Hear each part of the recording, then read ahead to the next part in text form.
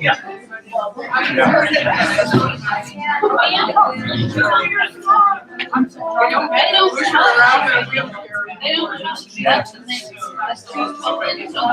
You know, what we're saying is, the hurricane, it was cell towers, they were have a t-shirt, and all else fails for radio. Like what we do.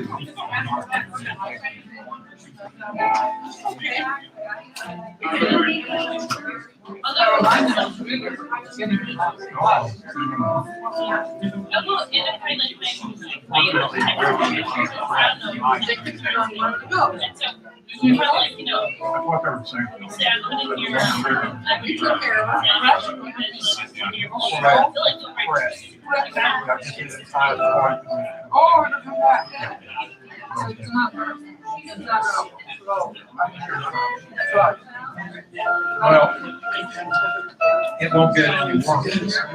It'll go down tonight.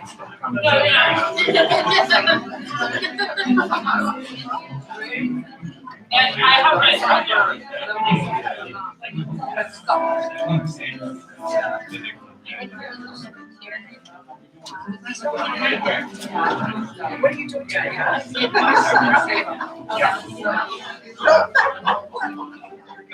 One of my antennas was on my dam was made in North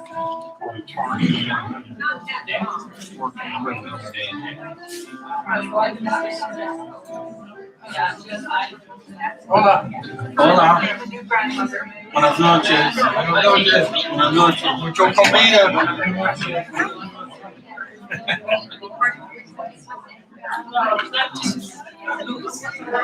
I just saw this one.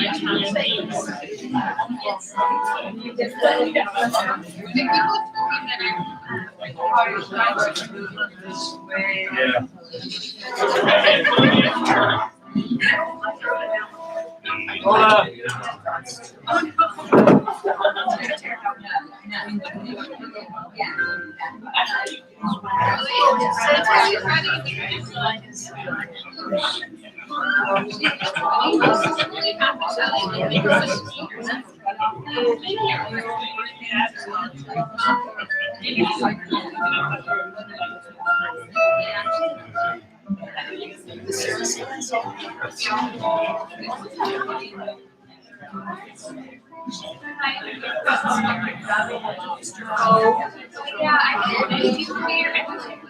Not really. Very mild. In the fall.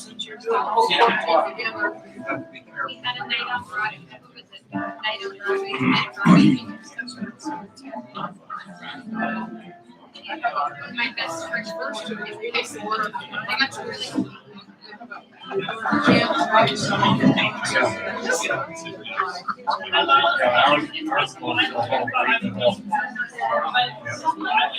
They have things, whether you're home or not, one gate is always open, and you go back. Go. Don't call from the phone, don't text it, just go.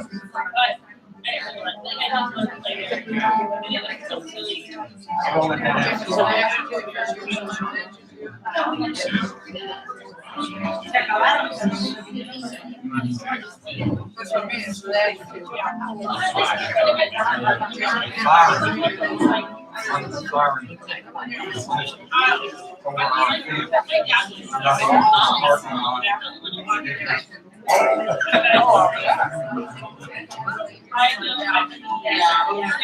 More about how you put flowers. And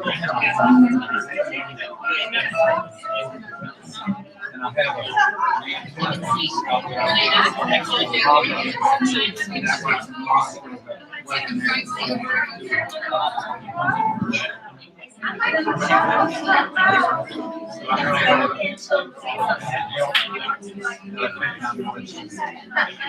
what do you think? What do you know? Yeah. On a normal.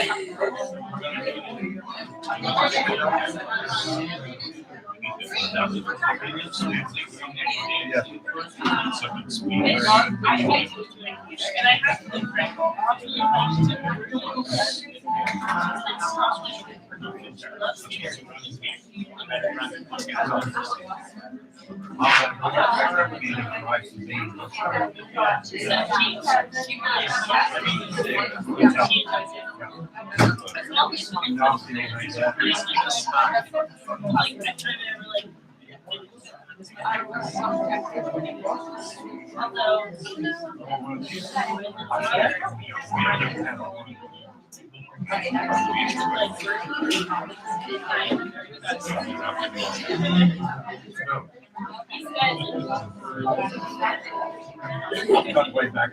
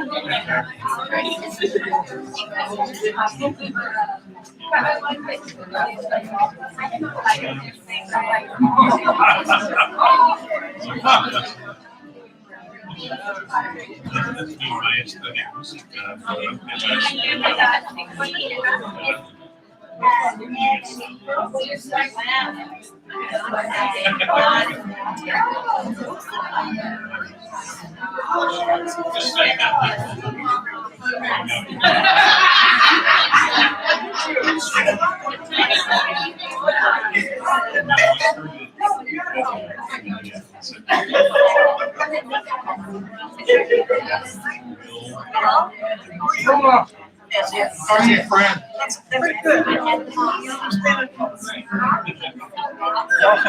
Awesome, man.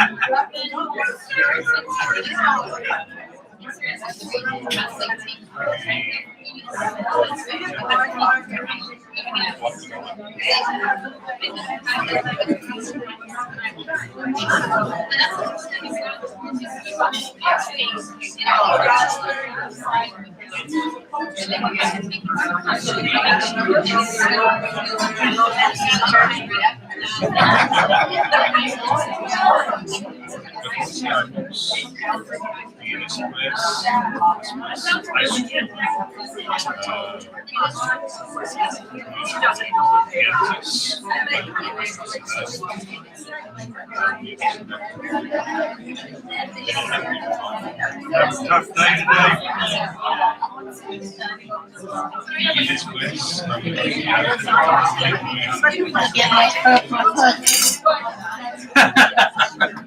I was hoping I was going to get a hug. How's my friend this evening? Good.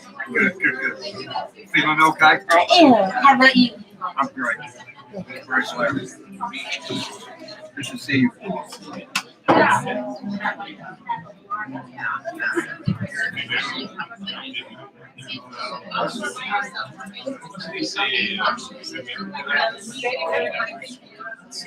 I'm retired every day.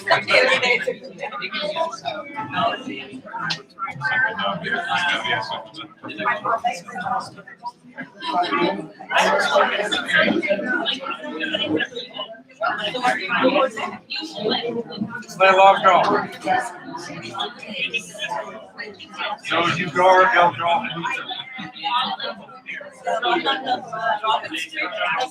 No, in Purcell. I live in Oakland, and I'm back in there. I've got my cars down there. I'm only like this.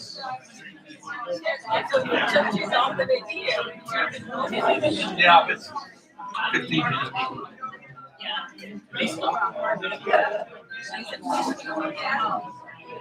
Yeah. Quiet.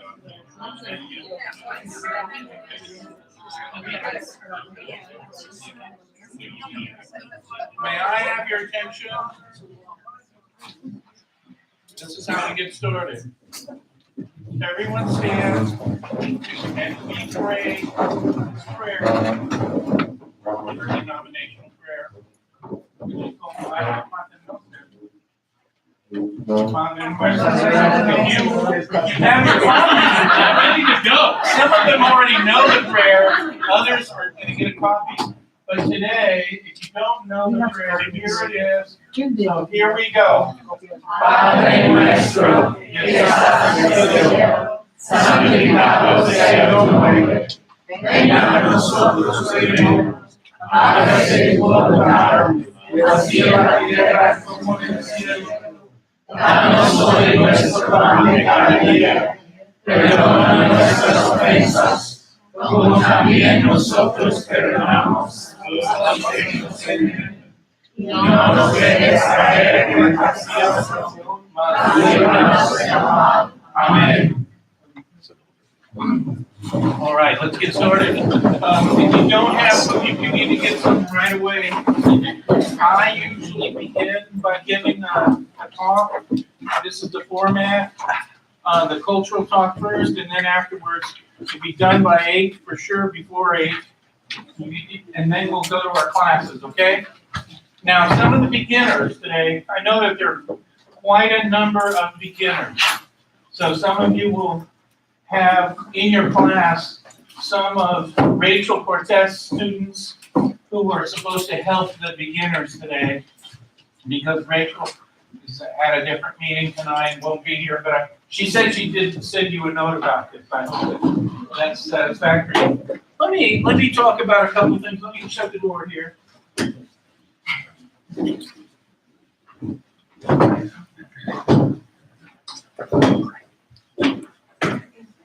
I know that some of you are probably wondering how we're at who I am. So I just thought I'd say a couple of things.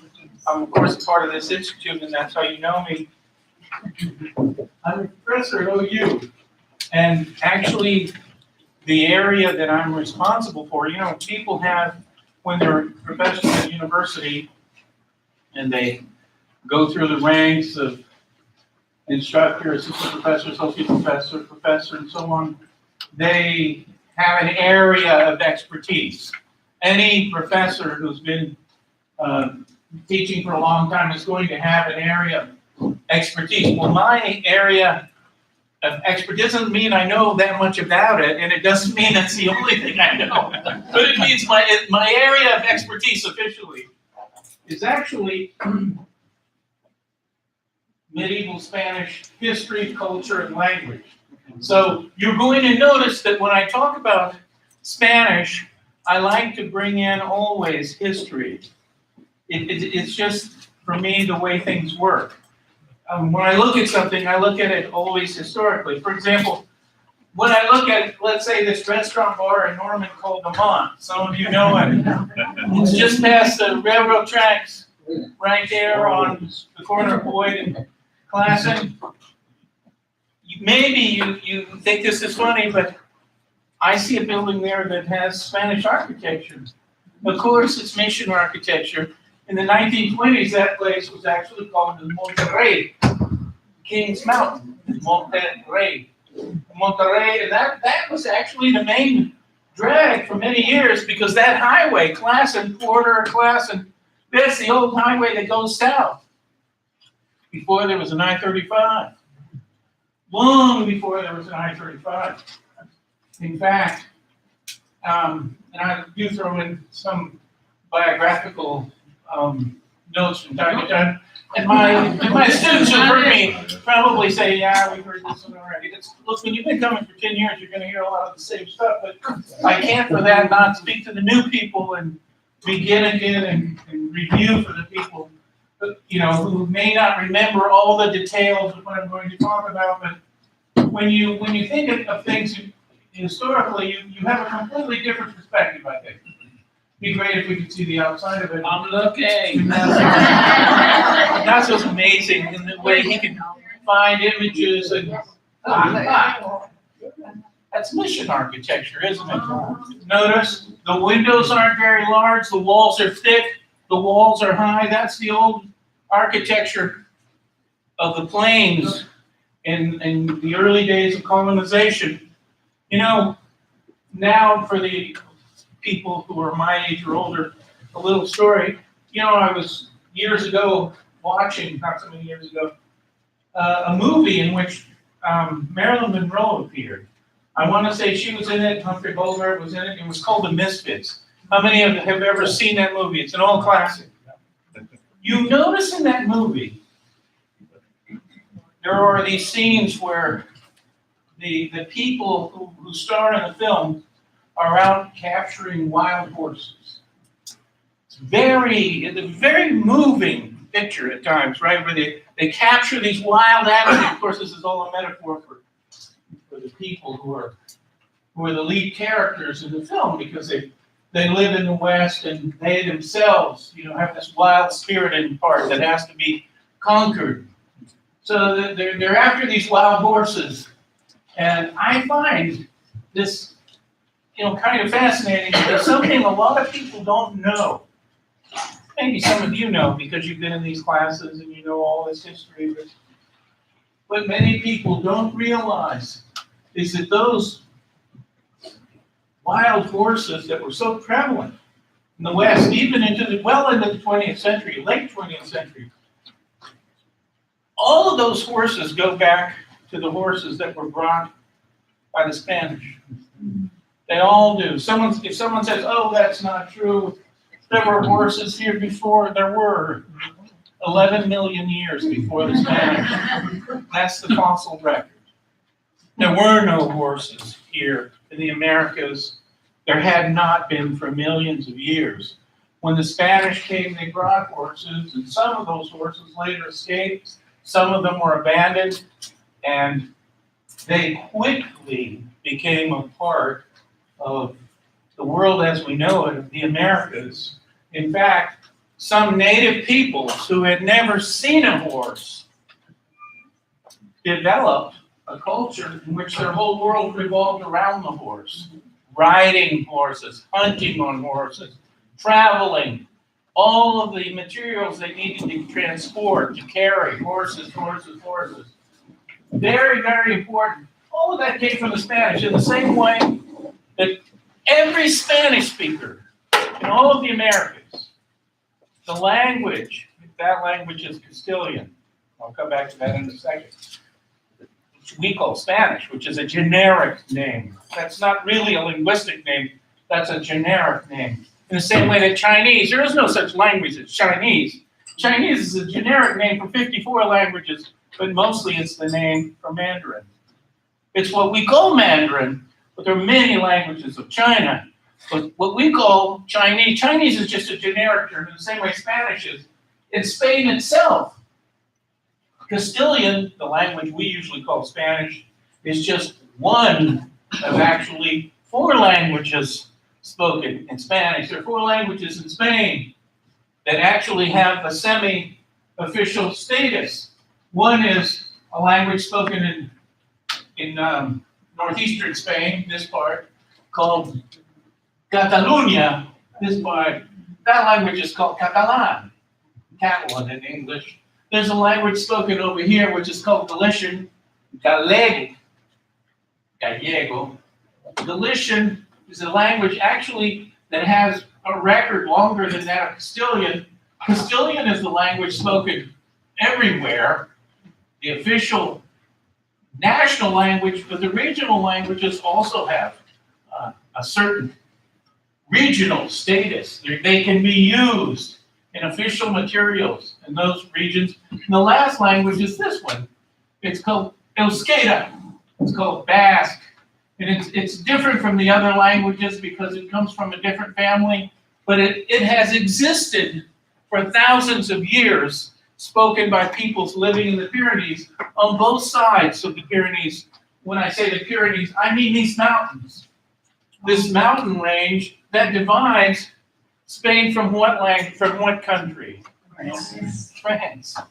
You're so with it. You know, if I ask my students out on campus, what are you talking about? Yes, there is a country to the north, just on the other side of the mountains. Those mountains are called the Pyrenees, the Pyrenees. There they are. Beautiful scenes from the Pyrenees. And you cross them, and on the other side is France. But long before there were any of these national borders, these languages, the peoples of these places spoke native languages. All right. Spanish, as we know it, the language we call Spanish, actually, technically, linguistically, is called Castilian. And it's the language that was born in Castile, in the middle of the country, that became dominant in the 15th century. Before that time, it was one of 4 or 5 competing dialects. It became dominant really in the second half of the 15th century. Now I'm going to pass a book around, which you don't have to look at if you say, oh, I don't even want to think about it.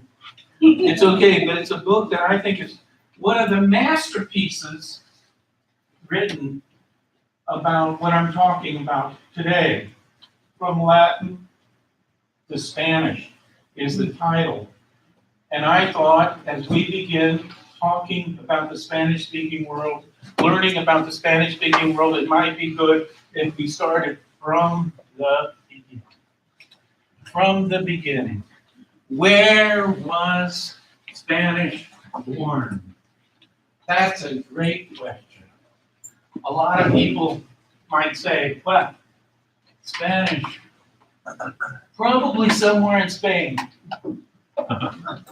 Excellent. Yes, yes, so true. Somewhere in Spain.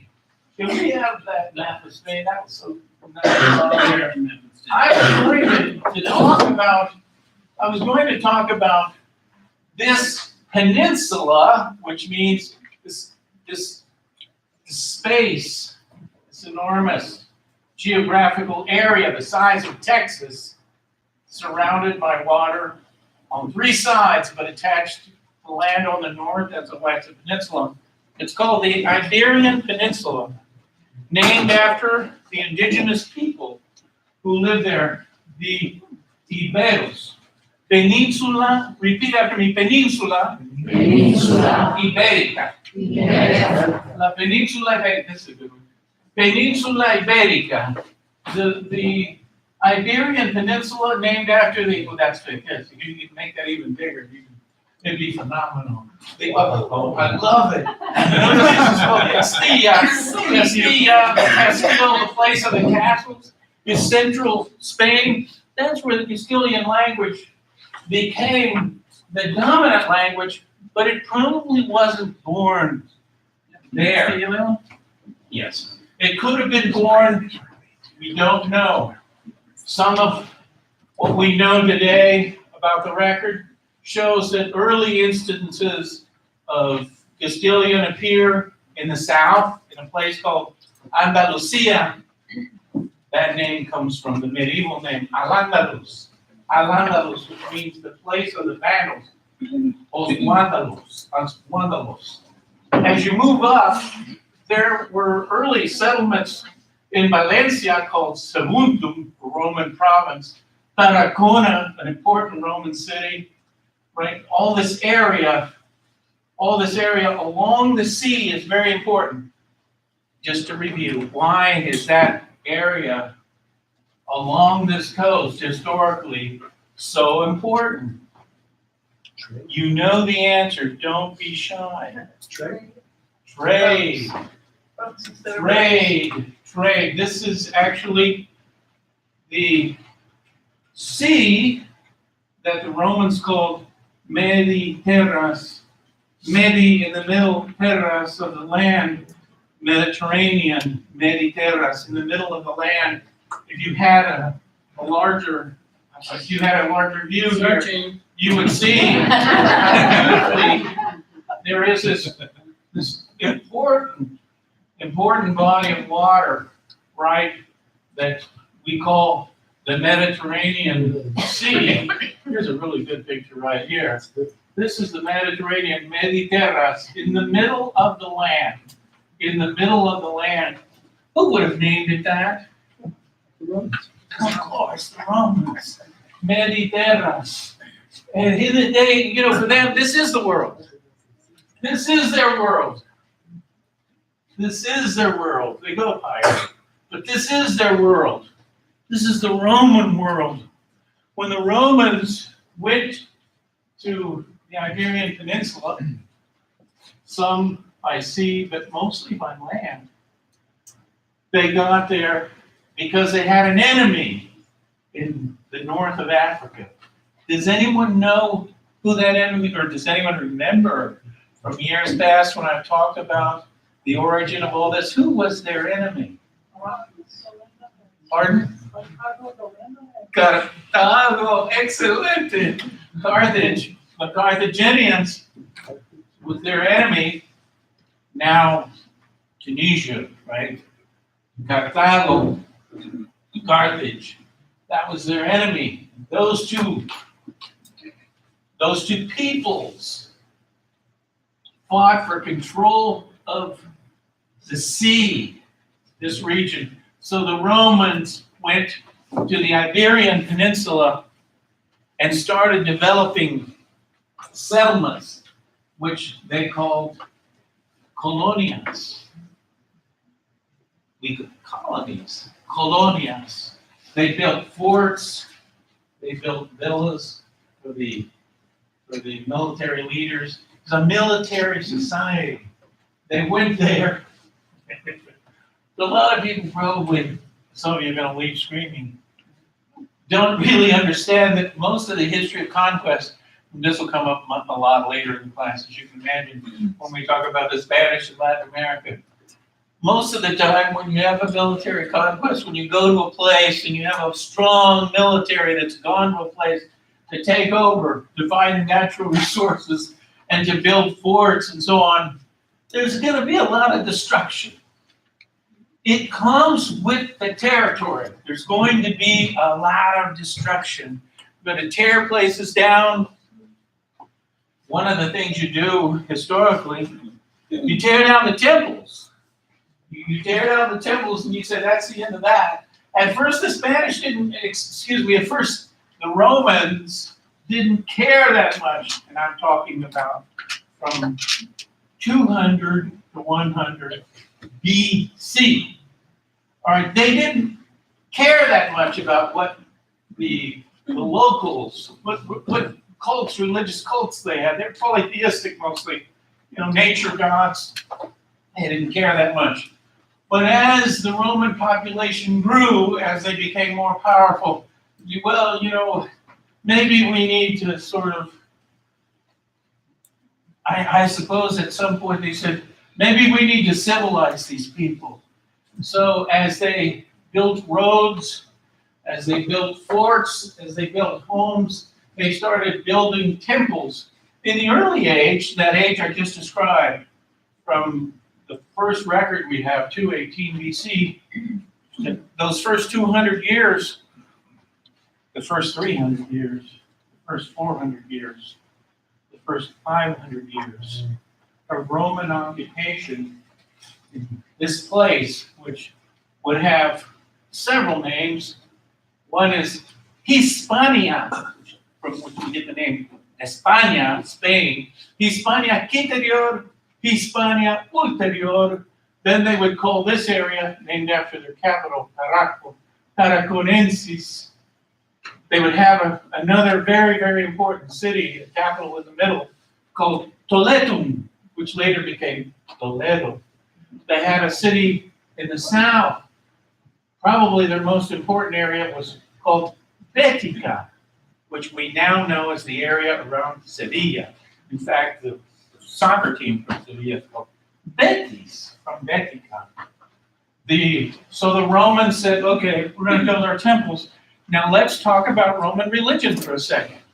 What was that religion? Those first 500 years of occupation in the Iberian Peninsula.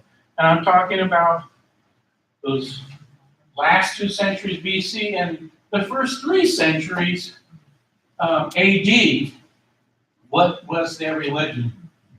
Their religion was a Roman religion based on a Greek model, right? That included many of the Greek gods, and they added to the Greek gods, which in many instances are based on natural phenomena, a god of fertility, for example. You then add to that later the cult of the emperor, the deification of the emperor, very important, all kinds of natural phenomena of worship, and then they have a whole set of Roman gods, Roman religion. They built temples all over the place. How do we know they built temples all over the place? Pardon? Some remain, but there's another way. What might that be? It's this, writing. If you don't have writing, there's a very good chance your history will not be known by later peoples.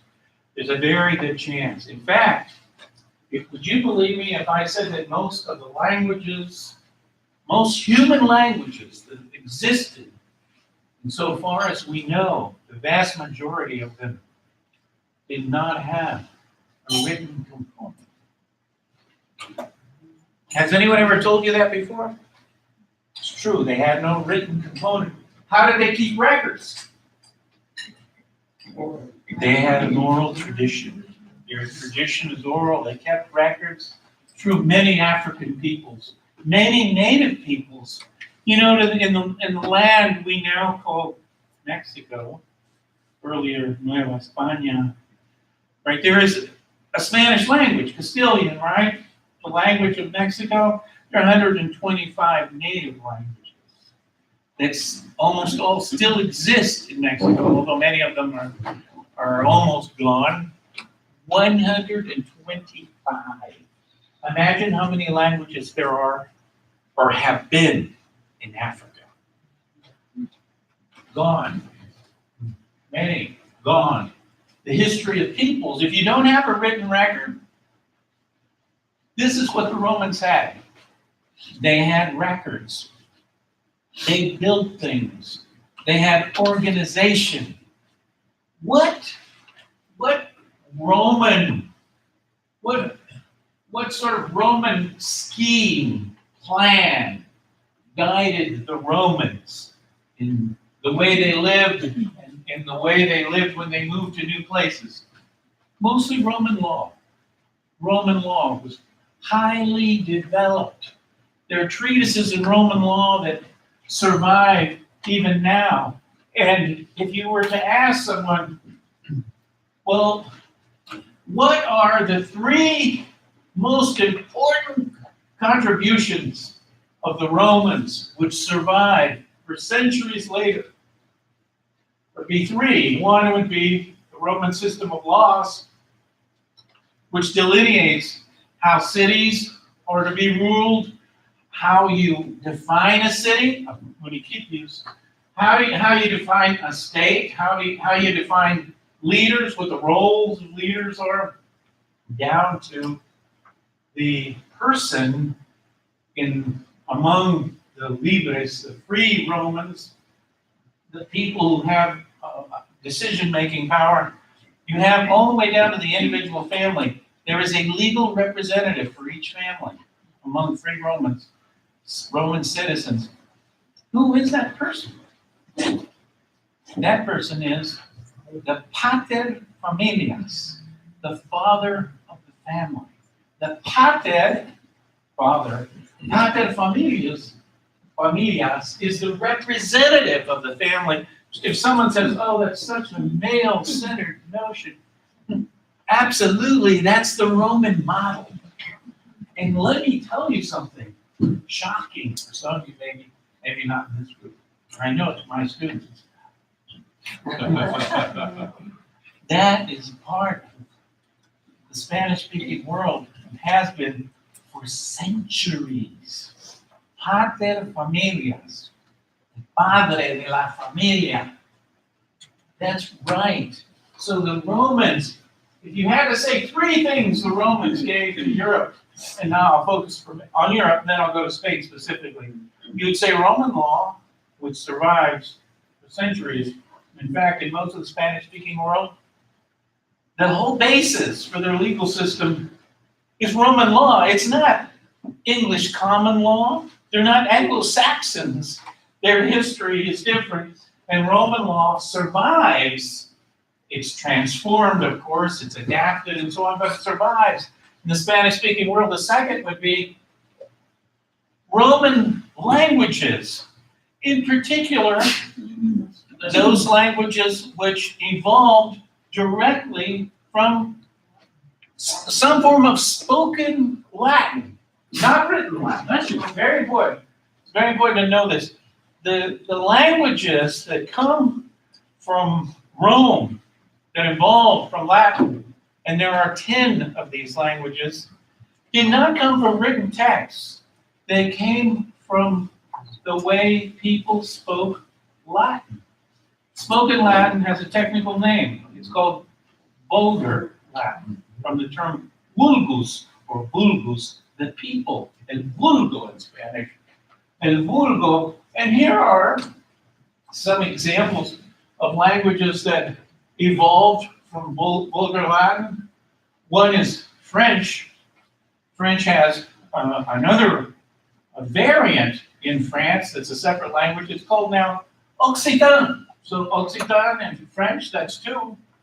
We have Spanish, very, very important. But you can tell this was not put together by a linguist, was it?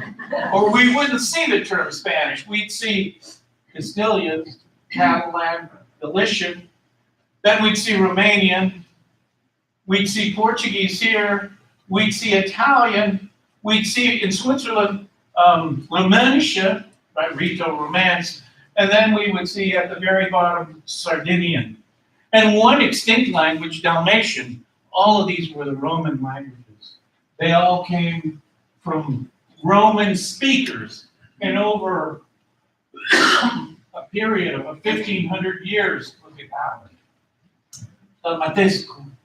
Dalmatian, that's the old Yugoslavia, right? That coast, that beautiful coast. Those of you who know Croatia, and I don't, Croatia, of course, is very much not only ruled by Italy, but you can be sure that some form of Dalmatian was spoken there until the late 19th century, when it disappeared.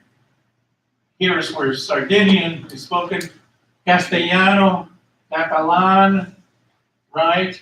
Gallego, Portuguese. Here's Languedoc, Occitan. See, all around us, Rito Romance, Rito Romana is Rito Romanische in Switzerland. All of these are from Latin. So you have Roman law, the languages of Rome, Latin languages, and one more thing. What's the other thing the Romans left to Europe? Their religion. Their religion. Now you say, oh, what are you talking about? Well, there are remnants, aren't there, of Roman religions around us even now. You know, my students already know this story of the days of the week. Lunes, Moon's Day. Martes, Mars. Miércoles, Mercury. Jueves, Tuesday.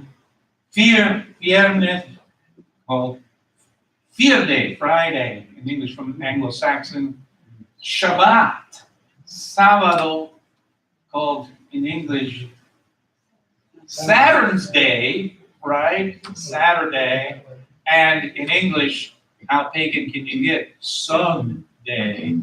In Spanish, it's actually Latin. Domingo. Domingo. Can we have the Padre Nuestro? Padre Nuestro again. So, as we know, the Romans were pagan for a long time. A long time. Centuries.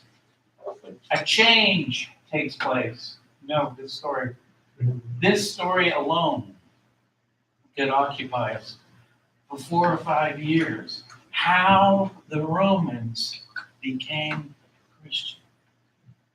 They do finally embrace Christianity.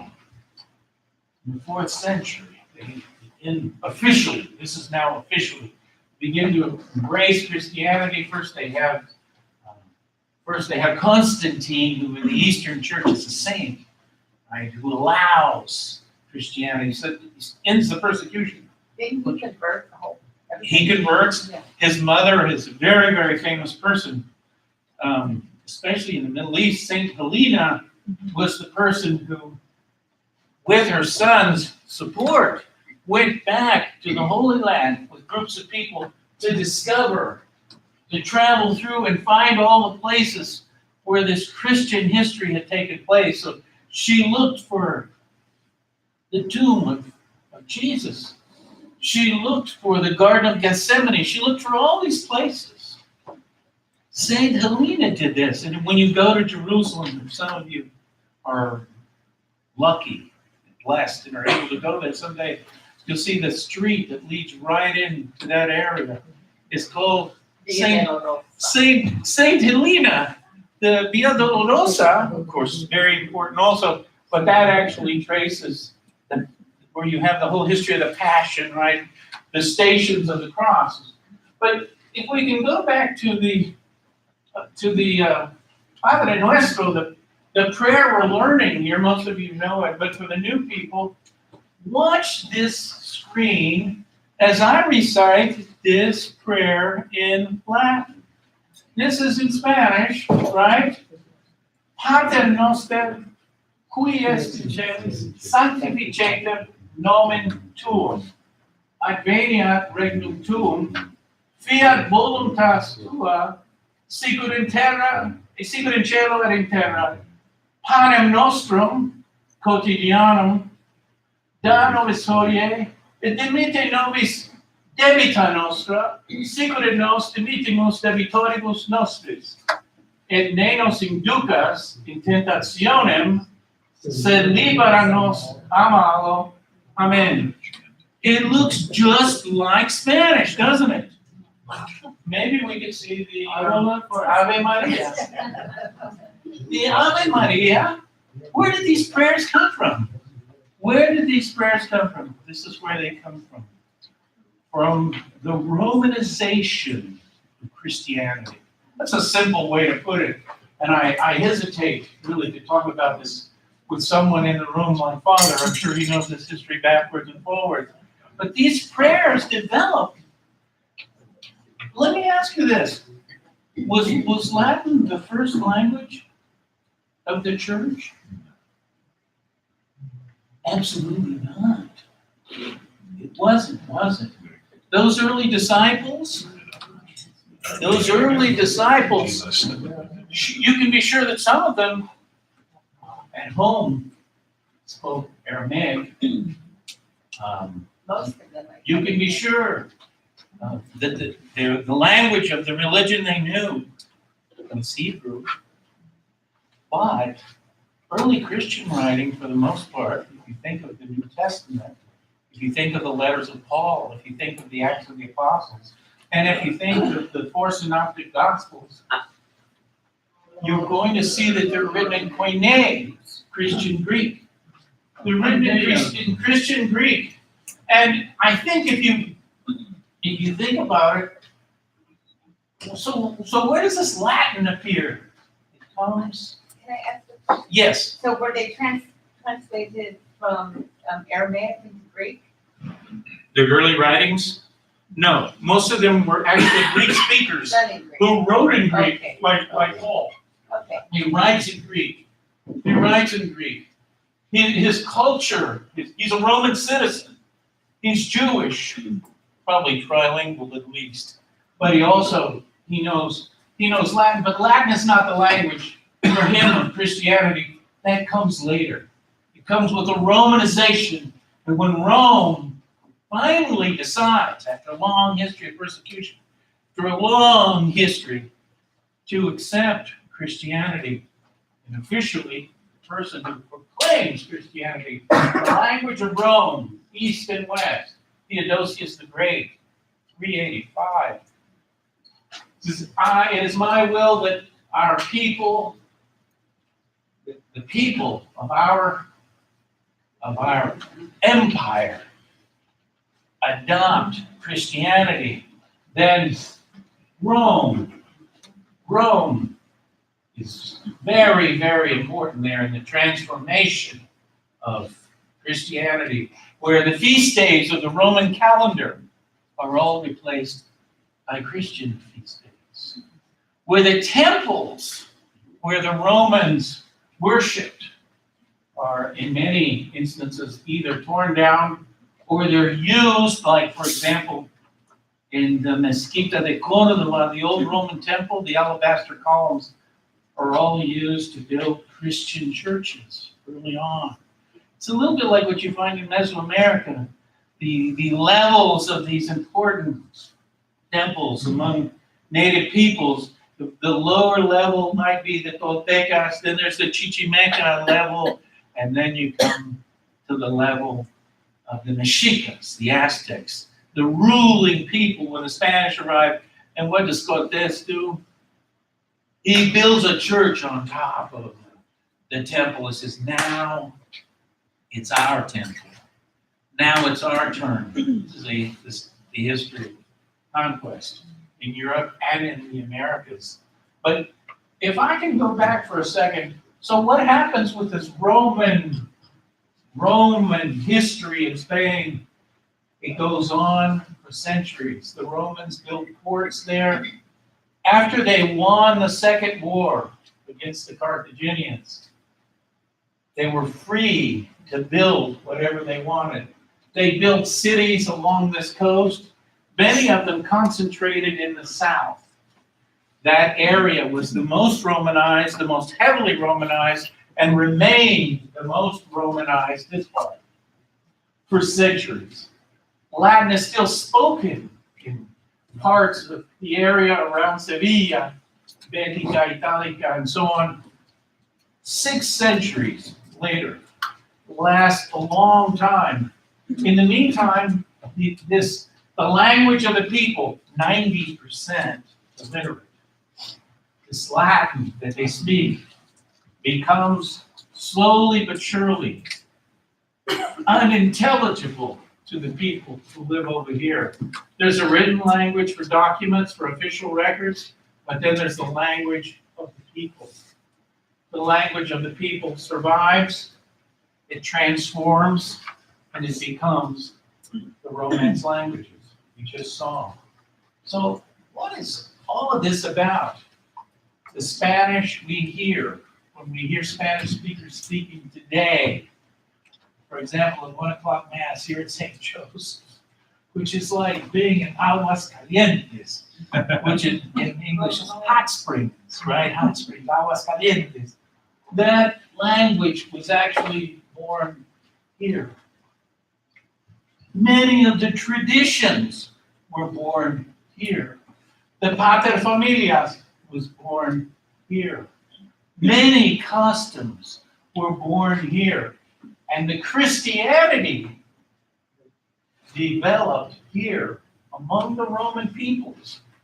Eventually, Hispano-Roman Trinitarian Christianity, Hispano-Roman Trinitarian which means accepting the doctrine of the three persons Trinity. That doctrine was carried to the New World. And everywhere you see in the Spanish-speaking world, an old church, a church built, any church you see built before 1810, and there are thousands, I'm not exaggerating. Those were all built by the Spanish. They're all built by the Spanish, or they're built by native peoples who build them under Spanish direction. The Spanish built them. They walked from South America, south, building churches, forts, the south, all the way. How far did the Spanish eventually go north? I bet you don't know the answer to this question. How far north ultimately did the Spanish go? Pardon? Pardon? Pardon? Santa Fe? Oh, no. That's a very important place. They go much further into what is now Canada. Not known by a lot of people. Into what is now Canada. They went into Canada, past Washington State, past Oregon, although these were just outposts, right?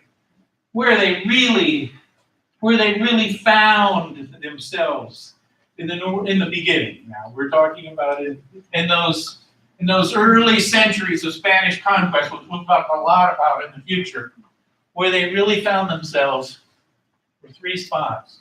Now, some of you may disagree with this, but I'll say three spots. One, in the Caribbean, where it all came together for the Spanish. That was the hub. That was the hub. First it was Santo Domingo, but later it became Cuba. That was, and Puerto Rico too. That's the hub. From there, they traveled to places like Mexico, but they're already here. And there in Mexico, they built a place called, they build an area that they called Nueva España. Nueva España. We know it now. Look at that. Spanish Louisiana. We know it as Mexico. In the south, they go to a place in the mountains called El Cusco. And in Peru, they also have an amazing viceregal, which means viceroy, the representative of the king, right, in the province. The viceroy there has his headquarters. They're very strong, much more than Argentina. That comes later, much later. These places like Argentina, Uruguay, Chile. I don't want to go too far. I might hurt someone's feelings. They all come later. The place with the longest history of contact. And when I say that, I mean the place that reaches independence last, and that is conquered by the Spanish first, is Cuba. Cuba early on, right, is a very important center.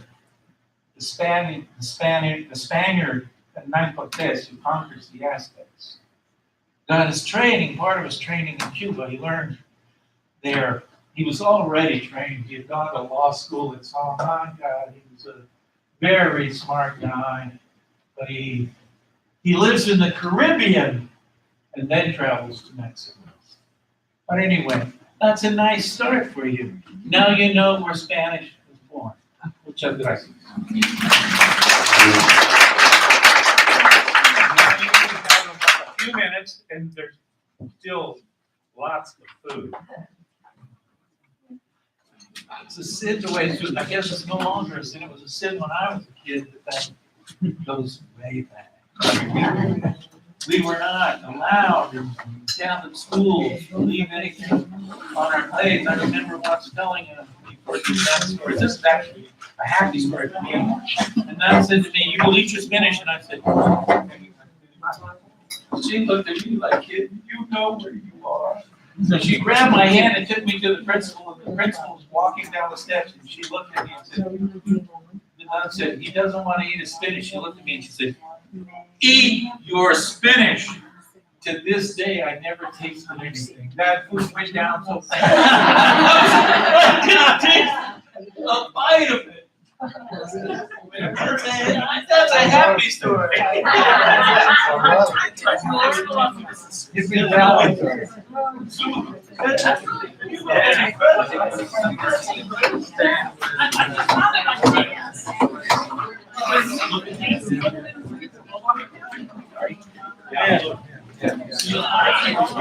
Tony, is Joe not telling?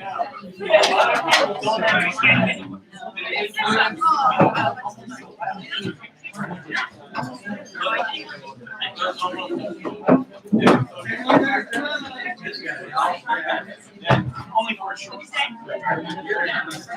Oh, okay. You're gonna, it's funny, I don't know if I like,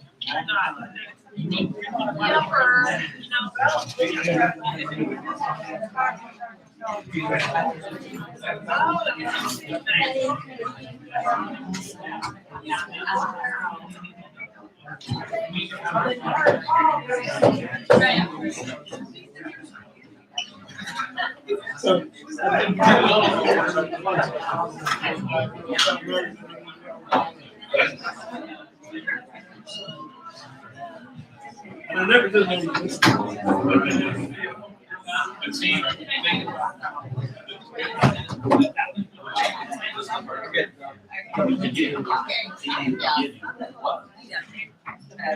only later.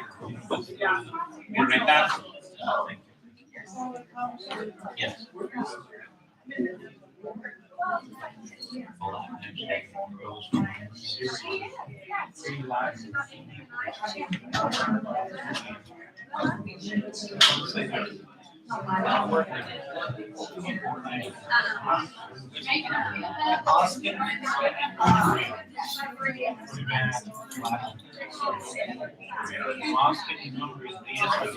Foundation language.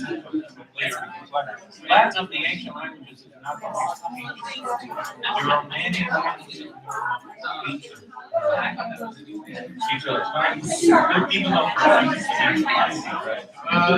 ultimately trying to get it, but it's not the old Greek. She was so proud of herself.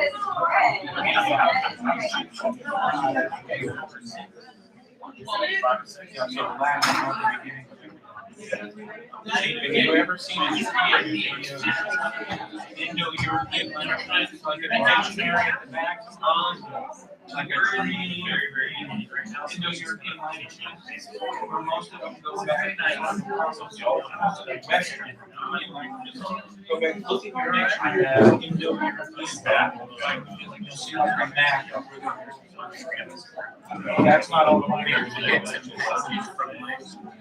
right? Because you have languages. Yeah, there's no way to do that. You can't. It really have questions, let me know, and I'll start teaching them and check. As I said, that's it.